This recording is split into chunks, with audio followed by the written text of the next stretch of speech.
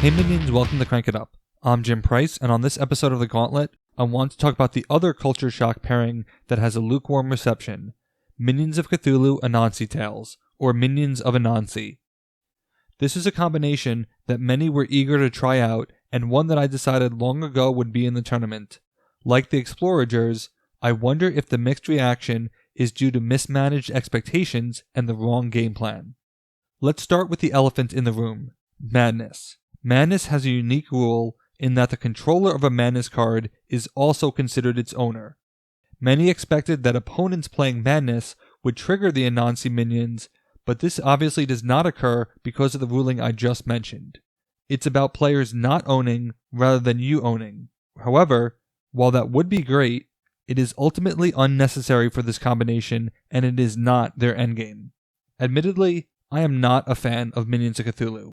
They are to me a support deck that wants to maximize the plays of their partner, and I'm not sure that the Madness penalty is enough of an incentive for their abilities. But I like this pairing, and not just because the Anansi Tales are an incredibly strong headlining faction. These two factions combine well, just not in a traditional way. Although there aren't many Madness factions, the usual game plan is to try to flood someone with Madness cards all game long to slow down their turns and limit their VP. After all, the Star Spawn combined with Cthulhu can draw and give a card every turn, for a 1-point loss every 2 turns. But a faction with extra actions can easily undo that, like how Solar Shout nullified the Elder Things last year.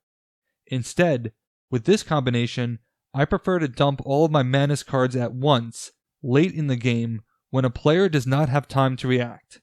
This requires you to be aware of the score and aware of your number of Madness cards, because there isn't a large window, but it does work.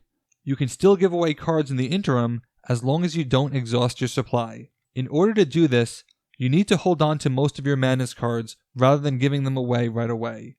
You also need to be aware of key cards that you cannot give away, as they will completely undo your progress. First, let's start with the relative strength of each faction. The Anansi Tales have great card draw. They have one of the most powerful king minions in Anansi, which further helps you thin your deck.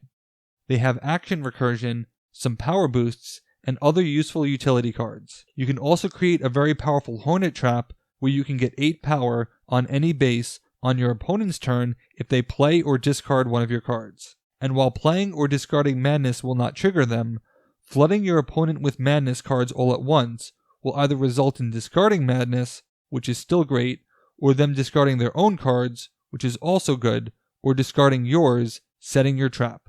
The Minions of Cthulhu have action recursion as well as minion recursion. They can draw the Madness cards you need to give away and can play extra actions. They also bring in a Titan who cannot easily be disrupted. It makes sense to view this team's strategy working backwards. There are varying levels of risk you can flirt with for this team, but in general, trading places is an excellent way to give 3 Madness cards and draw 3 cards. Combined with a Cthulhu placement or a turtle, this can go to 4.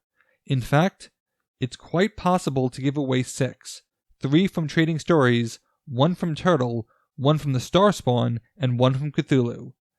Theoretically, you could try to double up Trading Stories in 1 turn, but I don't know where all these cards are coming from. Still, 6 Madness in a turn is a loss of 3 VP, the equivalent of winning a base by yourself. But Madness doesn't stall the game. It just subtracts from the final score, so you can do this late to steal a surprise victory. While this combo doesn't necessarily play nicely with the Python, it is extremely Leopard friendly.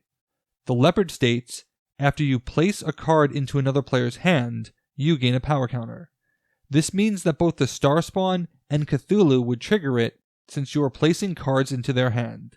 In the extreme case, that means that, in addition to the 3 VP swing, Python is gaining 6 power from only 1 minion in action play, and given that the Minions of Cthulhu can draw Madness cards and play extra actions at the same time, this can initiate breaking the final base and creating a score where you would normally lose but win after the deduction before they have a chance to react. Pot of Wisdom can also give away Madness cards for free, as you can give away any cards from your hand, not just the cards you drew. You have to exploit the fact that Madness is only an endgame reduction. In fact, most games I win with Minions of Cthulhu have both players ending less than 15 VP. But there are other cards that make this pairing interesting. While most of the actions in the Anansi Tales go to another player's hand, in 2-player, they have nowhere to go but back to you. Whether they are played and given back to you or discarded, they will go back to your hand or your discard pile, where the servitors can retrieve them. This means that you can conceptually have 2 large trading story drops over the course of the game. Recruit by Force is excellent for the Hornets, as you can stack them on your deck in such an order that a turtle can draw them quickly, ensuring that your next trap will be extremely potent. Anansi tends to burn through actions quickly, but the Minions of Cthulhu can recycle any number of actions with It Begins Again, while Ear of Corn can recycle It Begins Again. This also allows you to use Madness for card draw to get your better minions, while allowing Anansi to start slinging an additional Madness card every turn after they've been shuffled back in. The Minions of Cthulhu have always had a potential VP engine, and the Anansi Tales actually accentuate that. The Seal is Broken is a standard action that can be searched for by the Perfect Gift, which places it into your opponent's hand, where it can be replayed by collecting stories in the same turn. All you need is 2 actions to do this, which Whispers in Darkness can provide, giving you the very Madness cards you'll want to give away anyway.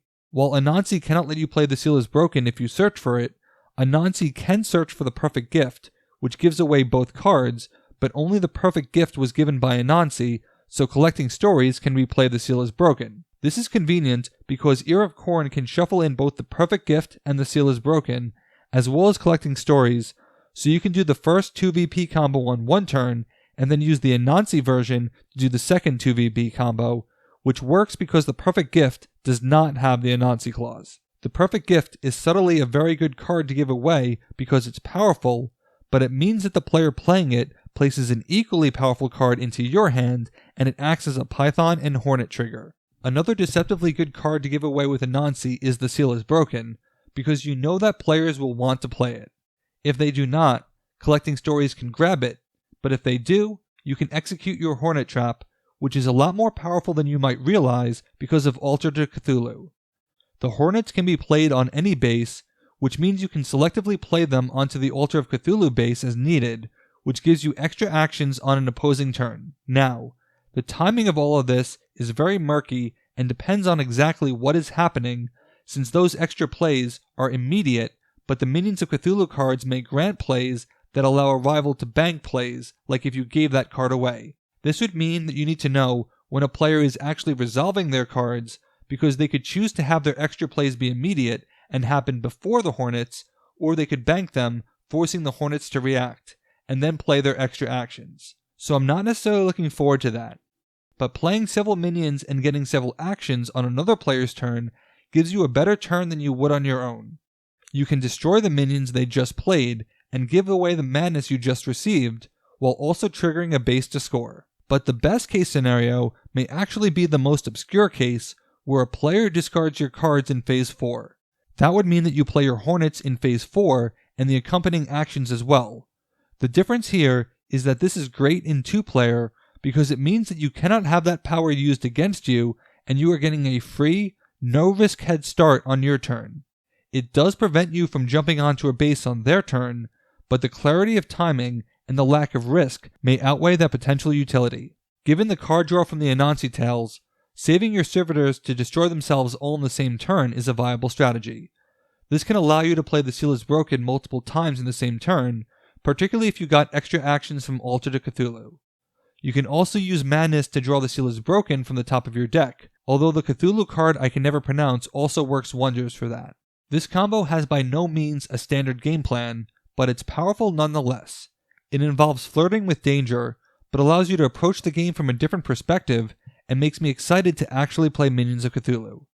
But they aren't without their weaknesses. The Minions of Cthulhu were already minion-starved, having only 8 minions, 4 of which self-implode, which the Anansi Tales cannot stop. Given that the Hornets tend to stay in your hand, the Anansi really only have 6 minions to play with your regular minion play, meaning that you only have 10 realistic minion targets for minions adding power to break bases on your turn. It puts a lot of weight into those minions, and a lot of weight into Madness cards as well, as they represent the best card to exchange with Turtle. You need that card draw to get to what few minions you have, and it's unfortunate that Cthulhu requires your action play and a minion on the base instead of the other way around. Another weakness is that this is a technically complex combo to play because you need to manage madness carefully. Knowing what bases and how many bases can break each turn is key because this combo will have you flirting with a lot of madness cards until the end. If you do not manage your own expectations, you could end up with a really low score because this combo is trying to break bases on the opposing turn since they lack extra minion plays on their turn. And while they have many additional action plays, they lack that big punch, as their best source of power are part of Beans, which only adds 2 power, and a Collecting Stories turtle play. There isn't necessarily a lot to do with those action plays. There is a lot of emphasis put on Python, and especially Leopard, to grow quite large, and you need to use Leopard opportunistically to give away as many cards as possible in the same turn. Given that you have no upper minion recursion, it should incentivize you further to avoid breaking too many bases, since once you lose Anansi, you may not get him back. It's also easy to make mistakes and give away the wrong cards, as Corruption can take out Leopard instantly. While you may consider that an excellent trap card, it's still a net loss of power most likely. The final weakness is that this combo is somewhat susceptible to drawing their cards in the wrong order, as they are an engine-style team that cannot do much until that engine gets going. Still, I always say that you have to draw something, and the Anansi Tales have enough card draw so that it shouldn't stall you for too long. The Minions of Cthulhu can stall in the meantime. With this team, you should try to win bases when you can, keeping competitive with VP farming and using a last-minute madness swing to surprise people. Just as you will surprise opponents, this combo will surprise players, and it has me wondering if this combo will be this year's Kaiju Innsmouth, in that it is a technically complex team that hides a lot of potential. This one comes with a little bit more fanfare, but I think that it was being targeted for the wrong game plan and that the excitement would be rebuilt with an alternate approach. What do you think of the Minions of Anansi? Let me know in the comments. That's it for this team. Thanks for watching. Be sure to like and subscribe. Let's shut it down.